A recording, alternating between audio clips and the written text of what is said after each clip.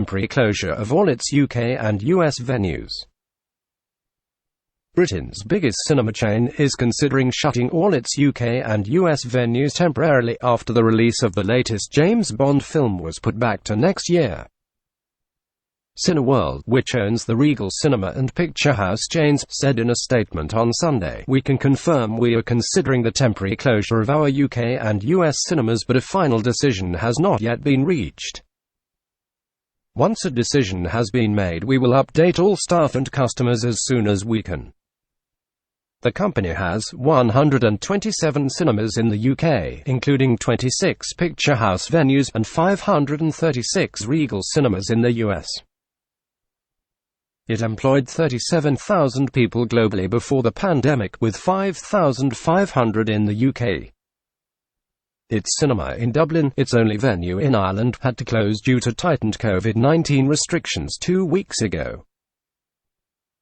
Cineworld also has 123 cinemas across Eastern Europe and Israel, where it hopes to keep venues open as those countries are benefiting from lighter coronavirus restrictions and local movies.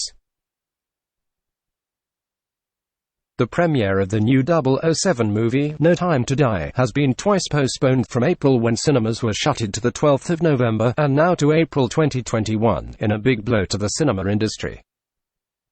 The company, the world's second biggest cinema operator, wrote to Boris Johnson and the Culture Secretary, Oliver Dowden, this weekend to warn them that the industry has become unviable.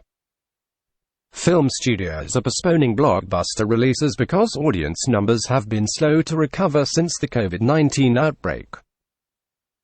Other releases that have been pushed into 2021 include Disney's Black Widow and Steven Spielberg's West Side Story.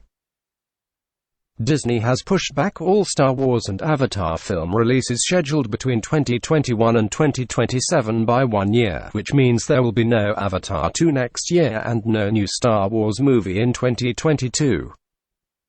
Sign up to the Daily Business Today email or follow Guardian Business on Twitter @BusinessDesk. Cineworld's theaters reopened in July following the coronavirus lockdown, but it flagged up doubts over its ability to survive a second lockdown in September when it reported a £1.3 billion loss for the first. It said then that admissions had been growing since it reopened 561 out of 778 sites worldwide, thanks in part to local films and the release of Christopher Nolan's spy movie Tenet. But it warned that its financial future could be in doubt and that it would need to raise more money if authorities introduced further restrictions to combat the next wave of the virus. Tenet has taken $280 million at the box office internationally, but only $41 million in the US, where cinemas in the three main markets, New York City, Los Angeles and San Francisco, remain closed. The Cineworld Action Group, which represents employees around the world, said staff had not been consulted about the company's plans. It is understood that news of the potential closures, which was first reported by the Sunday Times, leaked out before staff could be informed. The Labour Party warned that closures would have a damaging impact across the UK, and criticised the government for not providing more support to the cinema sector. Devastating news for Cineworld workers and cinemagoers, and will have a knock-on impact on towns and city centres, said Joe Stevens MP, the Shadow Culture Secretary. The cinema industry was viable before the crisis and will be afterwards, when the film industry recovers.